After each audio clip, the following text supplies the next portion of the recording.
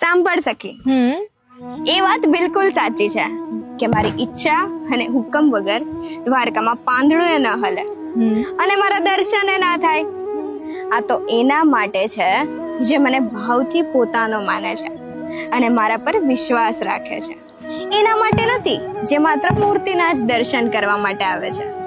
આ પરીક્ષા તો એના માટે છે જે મને જ મળવા આવે છે. અચ્છા, તો હવે મને એમ કે મારો વારો ક્યારે આવે છે? જલ્દી સખી, જ્યારે તને મારી સૌથી વધારે જરૂર હશે. એટલે અત્યારે નથી એમ?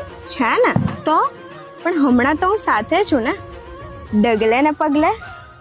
દર વખતે તું મને આવી રીતે ફોસલાવે છે. ખબર નહીં તું મને ક્યારે બોલાવીશ દ્વારકા?